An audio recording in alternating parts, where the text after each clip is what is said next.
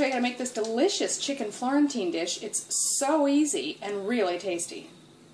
Okay, so I've got the ingredients here. You're going to need, it calls for 3 large chicken breasts. This is actually just about 2 chicken breasts because they were actually quite large, but what you want is about 24 ounces or 680 grams. And also we're going to slice each of those, as I've already done here, into 3 or 4 slices diagonally. Just makes it cook quicker. Then you need a tablespoon of unsalted butter, a ½ pound or 226 grams of fresh mushrooms that are sliced thick, 1 clove of minced garlic, and you can use it from a jar like I'm doing, pinch of salt and pepper, calls for 6 ounces or 170 grams of fresh spinach. My bag's a little bit smaller, but that's alright. You can also use frozen spinach. That would be about 3 or 4 ounces or an 85 to 113 grams or so. 1/3 cup heavy cream, also known as pure cream in Australia. 1/4 cup chicken broth, 3 tablespoons of Parmesan, and a pinch of xanthan gum. Also optional, 2 tablespoons of white wine if you like, but I'm not using that today. And so to start, I've got a large skillet over medium-high heat, and I'm just melting the butter first. So once the butter's melted, I'm just going to start laying these little chicken slices in there. Now remember I said we got about 3 or 4 slices out of each chicken breast.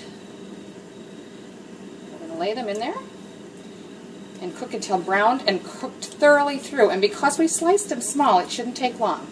That's been about 5 minutes. I'm going to flip them each over and just continue cooking. But you want to make sure they're totally cooked through the middle. That's been just about 14 minutes. And I just keep flipping them and making sure they're getting equally brown. Now what I want to do is pick out my thickest piece and just make sure it's done in the middle. So I'm happy with that now. I'm just going to remove these to a serving platter, but leave the pan going because we're going to make the sauce. Okay, so there they are on the serving platter. I'm just going to cover that in foil to keep it warm while we make the sauce. We've got all that great flavor in the pan and the butter already. If you need to, add a little more butter, but it should be good. We're going to saute these mushrooms until done. Now while these are sauteing, if you're using frozen spinach, this is a good time to cook that according to the directions on the package and then drain it well. Otherwise, if you're using fresh spinach, obviously you don't need to do that. Those are looking pretty good now, so I'm going to add the garlic,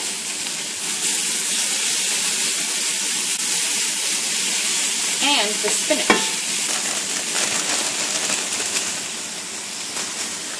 Now if you're using fresh spinach like I am, you'll want to cook this until it wilts down. It won't take long. Okay, so that's looking really good. That's wilted nicely. Turn the heat down, and now we're going to add the cream and the chicken broth, which I've already mixed together.